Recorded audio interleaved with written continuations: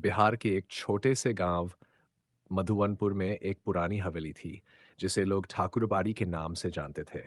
ये हवेली करीब 100 साल पुरानी थी और कभी ठाकर ठाकुर अजय सिन्हा की संपत्ति थी, जो उस समय के प्रभावशाली जमींदार थे। लेकिन उनकी रहस्यमयी मौत के बाद इस हवेली वीरान हो गई। गांव वालों का कहना था कि ठाकुर की आत्मा अब भी वहां भटकती है। रात के समय हवेली से अजीबोगरीब आवाजें आती थीं। कभी किसी के रोने की आवाज सुनाई देती, तो कभी किसी के चिल्लाने की। गांव के लोग अंधेरा होते ही हवेली के पास जाने से डरते थे। कई लोगों ने दावा किया कि उन्होंने वहां किसी साये को घूमते देखा है। गांव के बुजुर्गों का मानना था कि ठाकुर अजय सिन्हा की आत्मा हवेली में कैद है, क्योंकि उनकी मृत्यु किसी गहरे रहस्य से जुड़ी थी। कुछ लोग कहते थे कि उन्हें उनके ही नौकर ने धोखा देकर मार दिया था, तो कुछ का मानना था कि किसी तांत्रिक क्रिया के कारण उनकी आत्मा मुक्त नहीं हो पाई थी। गांव में रहने वाले चार दोस्त रवि, मोहित, सतीश और अर्जुन हमेशा रोमांच की तलाश में रहते थे। उन्होंने बचपन से ही इस हवेली की कहानियां सुनी थी, लेकिन कभी भी इसे सच मानने के लिए तैयार नहीं हुए। वे सोचते थे कि ये सब केवल गांव वालों की गढ़ी हुई बातें हैं। एक दिन जब वे गांव की चौपाल पर बैठे थे, तो हवेली का जिक्र छिड़ गया। मोहित ने कहा, यार मुझे तो ये सब मनगढ़ंत कहानियां लगती है। अगर सच में भूत होते तो क्या कोई उन्हें देख नहीं पाता? सही कह रहे हो। अगर सच में वहां आत्मा होती तो अब तक सरकार ने कुछ न कुछ किया होता। लेकिन तभी अर्जुन, जो सबसे समझदार था, बोला, लेकिन हमें ये नहीं भूलना चाहिए कि गांव के कई लोगों ने वहां कुछ अजीब अनुभव किया है। अगर हमें यकीन नहीं है तो हमें खुद जाकर देखना चाहिए। रवि, जो इस पूरी चर्चा को चुपचाप सुन रहा था, आखिरकार बोल पड़ा, ठीक है, अगर हम सच में जानना चाहते हैं कि हवेली में भूत है या नहीं, तो हमें वहां जाकर देखना चाहिए। चारों ने तय किया कि उस रात हवेली के अंदर जाकर सच्चाई का पता लगाएंगे। जब गांव के बुजुर्गों को पता चला कि ये चारों दोस्त हवेली जाने की योजना बना रहे हैं, तो उन्होंने उन्हें रोकने की कोशिश की। गांव के सबसे बुजुर्ग व्यक्ति दादू ने चेतावनी देते हुए कहा, बेटा ये मत करना। कई लोग गए और कभी लौटकर नहीं आए। तुम लोग युवा हो, तुम्हारी जिंदगी अभी शुरू ही हुई है, उस हवेली के अंदर मत जाना। लेकिन चारों दोस्तों ने इसे सिर्फ अंधविश्वास समझा और अपनी योजना पर अडिग रहे। रात होने का इंतजार। रात के 11 बजे चारों दोस्त अपने बैग में टॉर्च, कुछ माचिस और लकड़ियां लेकर हवेली की ओर बढ़े। गांव के बाहर हवेली एक अंधेरे साये की तरह खड़ी थी। चांद की हल्की रोशनी में उसकी टूटी फूटी दीवारें और जाले से ढके दरवाजे साफ दिख रहे थे। जैसे जैसे वे हवेली के पास पहुंचे, ठंडी हवा चलने लगी। हवेली के दरवाजे के पास एक पुराना पीपल का पेड़ था, जिसकी टहनियां हवा में सरसराने लगीं। ऐसा लग रहा था जैसे हवेली खुद ही उन्हें अंदर बुला रही हो। चारों दोस्त रवि, मोहित, सतीश और अर्जुन धीरे धीरे हवेली के विशाल जर्जर दरवाजे की ओर बढ़े। दरवाजे पर लगे पुराने लोहे के हैंडल को छूते ही ठंडी सनसनाती हवा उनके हाथों से गुजर गई। ऐसा लगा जैसे किसी ने उनकी हथेलियों पर बर्फ रख दी हो। क्या तुम्हें भी अजीब महसूस हो रहा है? रवि ने धीरे से पूछा। मोहित हंसते हुए बोला, अरे यार, ये सिर्फ तुम्हारा डर है। चलो अंदर चलते हैं। जैसे ही मोहित ने दरवाजे को धक्का दिया, वह धीरे धीरे चड़मड़ाने की आवाज के साथ खुल गया। अंदर घुप अंधेरा था। टॉर्च जलाते ही धूल और मकड़ियों के जाले दिखने लगे। पहली अजीब घटना, चारों धीरे धीरे अंदर बढ़ने लगे। हवेली के अंदर अजीब सा सन्नाटा था। ऐसा लग रहा था जैसे यहाँ कई सालों से कोई आया ही न हो। अचानक एक कमरे से हल्की सरसराहट की आवाज आई। सतीश ने तुरंत टॉर्च उस ओर घुमाई, लेकिन वहां कुछ नहीं था। शायद कोई चूहा होगा, अर्जुन ने कहा, लेकिन उसकी आवाज में हल्की घबराहट थी। वे आगे बढ़े और एक पुराने टूटे फूटे हॉल में पहुंचे। हॉल की दीवारों पर धुंधली तस्वीरें टंगी थीं। उन तस्वीरों में ठाकुर अजय सिंह और उनके परिवार के लोग थे। लेकिन जैसे ही रवि ने टॉर्च ऊपर की, उनकी आंखें चमकने लगीं। ये ये क्या था? मोहित की आवाज कांप गई। अचानक तस्वीरों से हल्की हंसी की आवाज आई। ठंडी हवा पूरे हॉल में गूंजने लगी। चारों दोस्त अभी इस झटके से उबरे भी नहीं थे कि दरवाजा अचानक जोर से बंद हो गया। धड़ाम! चारों पीछे मुड़े और दरवाजे की ओर भागे, लेकिन अब वह एक चट्टान की तरह अचल हो गया था। यह हवा से बंद नहीं हुआ, किसी ने इसे बंद किया है। अर्जुन ने दबी आवाज में कहा। तभी पीछे से किसी के फुसफुसाने की आवाज आई, तुम लोग यहाँ नहीं आना चाहिए था। साया जो धीरे धीरे पास आ रहा था। रवि ने टॉर्च घुमाई तो सामने एक लंबी काली परछाई खड़ी थी। उसकी आंखें अंगारे की तरह लाल थीं और उसके लंबे नुकीले नाखून चमक रहे थे। वह धीरे-धीरे उनकी ओर बढ़ रही थी। मोहित की टॉर्च अचानक बंद हो गई। भगवान के लिए यहाँ से निकलो! सतीश चिल्लाया, लेकिन उनके पैर ज़मीन में धँस चुके थे। वे हिल भी नहीं पा रहे थे। तभी वह काली आकृति ज़ोर से चीखी, "यह हवेली मेरी है ना।" दरवाजे के अचानक बंद होते ही चारों दोस्तों के दिलों में एक अजीब-सा आतंक फैल गया। हवेली के हॉल में जहाँ दीवारों पर टंगी पुरानी तस्वीरों की आंखें मानो उनकी आत्माओं में उतर गई हों, वहाँ चारों एक दूसरे की ओर घबरा कर देखने लगे। रवि ने धीरे से कहा, "हमें यहाँ से निकलना चाहिए, पर रास्ता कहाँ है?" मोहित ने बेचैनी में जवाब दिया, "दरवाजा तो अब तो जाम हो चुका है। किसी ने जानबूझकर इसे बंद कर दिया है।" तभी सतीश के कानों में एक धीमी कव्वा जैसी आवाज सुनाई दी, मानो कोई दूर से उसे पुकार रहा हो। उसने अपनी टॉर्च घुमाई तो दीवारों पर अजीब-अजीब छायाएं उभरने लगीं, जो मानो जीवंत होकर उसकी ओर बढ़ रही हों। अर्जुन ने कांपते हुए कहा, "मुझे लगता है कि ये हवेली में बसी आत्माओं का खेल है। हम अनजाने में किसी श्राप में फंस गए हैं।" उसी क्षण हॉल के एक कोने से एक धुंधली छाया उभरकर सामने आई। वह छाया धीरे-धीरे आकार ले रही थी। उसकी आकृति अस्पष्ट लेकिन अत्यंत भयावह थी। उसकी आंखों में दर्द और क्रोध का मिश्रण था और वह बिना किसी चेतावनी के धीरे-धीरे चारों की ओर बढ़ने लगी। रवि ने डर के मारे फुसफुसाया, "क्या ये वही आत्मा है जिसने हमें चेतावनी दी थी?" मोहित ने झिझकते हुए कहा, "हो सकता है ये ठाकुर अजय सिंह की आत्मा हो, लेकिन उसकी स्वरूप में कुछ और भी तो है।" ठंडी हवा में गूंज उठी एक कठोर आवाज, "तुम लोगों ने हवेली में प्रवेश कर लिया, अब यहां से जाने का कोई रास्ता नहीं है।" इस कठोर बोल ने चारों के दिलों में दहशत भर दी। दीवारें हल्की-हल्की कंपने लगीं, मानो भीतर से कोई ताकत जग गई हो। हॉल की एक दीवार पर टंगी बड़ी सी तस्वीर ने उनकी नजरें आकर्षित की। तस्वीर में ठाकुर अजय सिंह अपने नौकर के साथ दिखाई दे रहे थे। पर कुछ अजीब सा था, नौकर की आंखें अचानक से लाल हो उठीं और उसके चेहरे पर एक शैतानी मुस्कान उभर आई। अर्जुन ने उस तस्वीर की ओर इशारा करते हुए कहा, "यह नौकर है जिसने शायद ठाकुर के साथ अन्याय किया। हो सकता है कि उसकी आत्मा ने भी इस हवेली पर अपना असर छोड़ दिया हो।" सतीश ने घबराहट में कहा, "अगर नौकर ने ऐसा किया, तो क्या वहां भी यहाँ मौजूद है?" जैसे ही उसने यह सवाल किया, दीवार पर अचानक एक धुंधली परछाई उभरकर सामने आई, जिसकी झलक नौकर की ही प्रतीत हो रही थी। उसकी आंखों में क्रोध और नफरत के आंसू जैसे बह रहे थे और उसने धीमी लेकिन सख्त स्वर में कहा, "मैं यहां से जा रहा हूं, पर तुम लोग इस श्राप से कभी मुक्त नहीं हो पाओगे।" आत्माओं का संघर्ष और हवेली का रहस्य। चारों दोस्तों ने समझा कि इस हवेली में सिर्फ ठाकुर अजय सिंह की आत्मा नहीं, बल्कि उस क्रूर नौकर की आत्मा भी बंद है, जिसने अपने कर्मों का भार सहा है। हवेली की दीवारें मानो एक दूसरे से भिड़ने लगीं।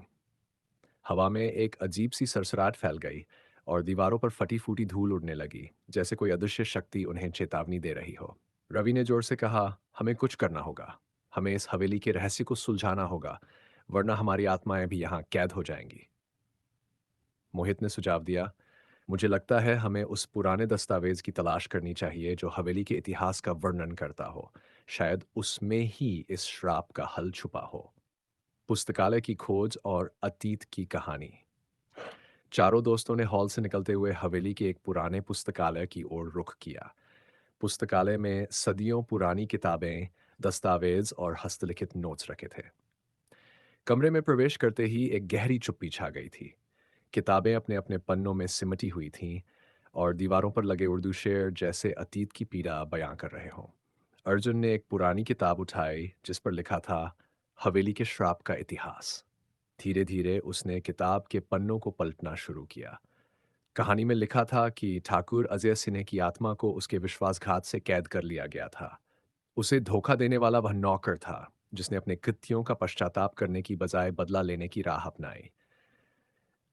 सतीश ने ध्यान से कहा, "अगर हम इस श्राप को तोड़ना चाहते हैं तो हमें पहले उस श्राप के मूल स्रोत का पता लगाना होगा।"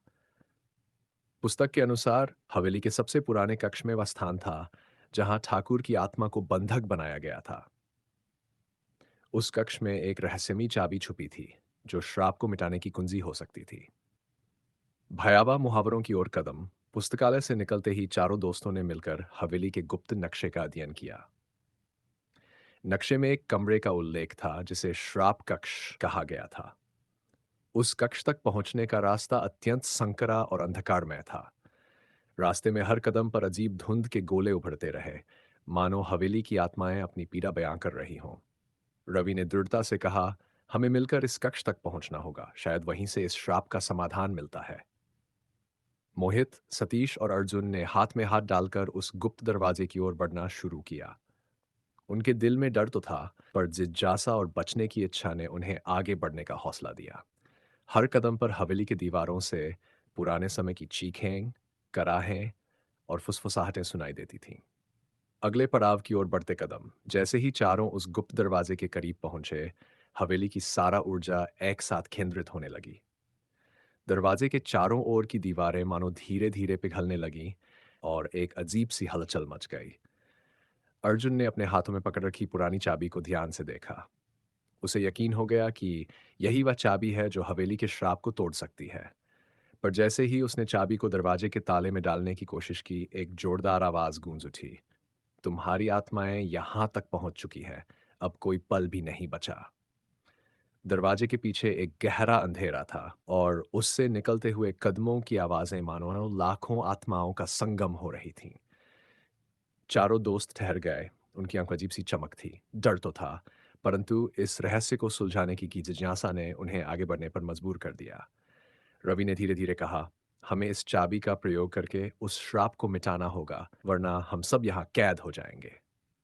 मोहित ने साहस जुटाते हुए चाबी को दरवाजे में डाल दिया। कुछ ही क्षणों में दरवाजे पर लगी जंजीरों की आवाज तेज हो उठी और एक चमकदार रोशनी ने चारों को घेरे लिया। दीवारें धीरे धीरे चमकने लगीं, मानो हवेली के पुराने अंधेरे में कहीं से उजाला निकल आया हो। लेकिन उसी पल हवेली की आत्माएं अपने आक्रामक स्वर में एक दूसरे से भिड़ने लगीं और चारों दोस्त एक ऐसे संघर्ष के साक्षी बन गए जिसे देखकर उनके दिल दहल गए। मोहित ने जैसे ही चाबी घुमाई, दरवाजे के पीछे से एक कर्कश चीख गूंज उठी। ऐसा लगा जैसे सैकड़ों आत्माएं दर्द में चिल्ला रही हों। चारों दोस्तों ने एक दूसरे की ओर देखा। उनकी आंखों में दहशत थी, लेकिन अब पीछे नहीं हट सकते थे। दरवाजा धीरे धीरे चरमराता हुआ खुला। अंदर गहरा अंधेरा था, लेकिन अचानक चारों ओर लालटेन जैसी रोशनी जल उठी। ये रोशनी किसी इंसान द्वारा नहीं, बल्कि हवा में तैरती हुई विचित्र आकृतियों से आ रही थी। कमरे के बीचों बीच एक पुराना लोहे का ताबूत रखा था, जिस पर अजीब से प्रतीक उकेरे गए थे। ताबूत का रहस्य, रवि ने हिम्मत जुटाकर आगे बढ़ते हुए कहा, शायद इस ताबूत के अंदर ही वह रहस्य छुपा है जिससे हवेली श्रापित हुई थी। सतीश ने कांपती आवाज में कहा, मगर इसे खोलना सही होगा। अगर इसके अंदर कुछ भयानक हुआ तो।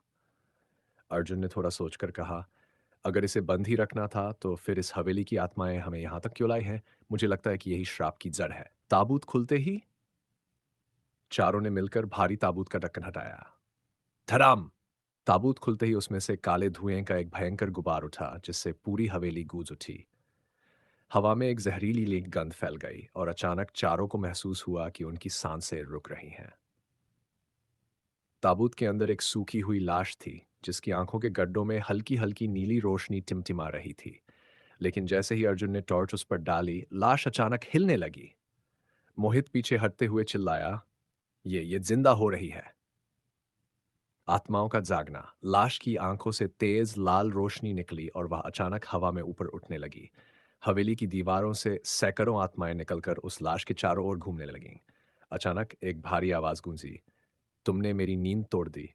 अब इस हवेली का श्राप कभी नहीं टूटेगा। रवि ने हिम्मत जुटाकर पूछा, तुम कौन हो? हवा में लटकी हुई लाश की आवाज गहरी और डरावनी थी। मैं हूं कालेश्वर, इस हवेली का असली रक्षक। ठाकुर अजय सिंह ने मुझे यहाँ कैद किया था, पर अब तुमने मुझे मुक्त कर दिया। अब इस हवेली की हर आत्मा मेरी शक्ति से जुड़ चुकी है। भयानक हमला। अचानक हवेली में तेज भूकंप जैसा कंपन होने लगा। आत्माएं अब चारों दोस्तों के चारों ओर घूमने लगीं। मोहित जोर से चीखा, हमें यहां से भागना होगा, वरना हम भी इन भूतों का हिस्सा बन जाएंगे। लेकिन हवेली का दरवाजा खुद ब खुद बंद हो चुका था। अब चारों के सामने सिर्फ एक ही रास्ता था, इस श्राप को तोड़ने का तरीका खोजना। हवेली के रहस्यों की परतें अब खुलने लगी थीं। लेकिन क्या चारों दोस्त इस श्राप को मिटा पाएंगे, या फिर वे भी हमेशा के लिए इस हवेली का हिस्सा बन जाएंगे? हवेली में अब सब कुछ बेकाबू हो चुका था। दीवारों से आत्माएं निकल निकल कर हवा में तैर रही थीं। उनकी फुसफुसाहटें अब चीखों में बदल गई थीं। चारों दोस्तों के चारों ओर अंधेरा घना हो चुका था और बीच में हवा में लटकता हुआ कालेश्वर अपनी शक्ति से और भी विशाल होता जा रहा था। मोहित जोर से चिल्लाया, हमें जल्दी ही कुछ करना होगा वरना यह हवेली हमारी कब्र बन जाएगी। रवि ने कांपती आवाज में कहा, लेकिन हम करें तो करें क्या? ये आत्माएं हमें हर ओर से घिर घिर चुकी हैं। तभी अचानक हवेली के कोनों से एक नई रोशनी निकलनी शुरू हुई। ये वही स्थान था जहां ठाकुर अजय सिन्हा की तस्वीरें टंगी थीं। ऐसा लग रहा था जैसे वे तस्वीरें इस अंधेरे के खिलाफ संघर्ष कर रही थीं। अर्जुन ने ध्यान से देखा और समझ गया कि यही रास्ता था जिससे इस श्राप को खत्म किया जा सकता था। ठाकुर अजय सिन्हा की अंतिम इच्छा। सतीश ने अचानक दीवार पर लगे पुराने दस्तावेजों में से एक को खींचा। उसमें लिखा था, मेरी हत्या के बाद मेरी आत्मा इस हवेली में कैद हो गई, पर मेरा असली हत्यारा कालेश्वर था। अगर इस हवेली को मुक्त करना है तो वह ताबीज खोजो जो मैंने अपने गुप्त कक्ष में छिपाया था। वही इस श्राप का अंत कर सकता है। रवि ने तुरंत पूछा, पर वो गुप्त कक्ष कहाँ है?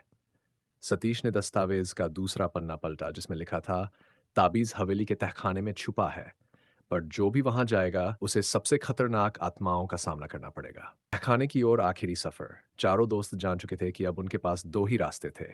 या तो कालेश्वर को और भी शक्तिशाली बनने दिया जाए या फिर तहखाने में जाकर ताबीज खोजा जाए। अर्जुन ने हिम्मत करके कहा, हम सब मिलकर तहखाने तक पहुंच सकते हैं।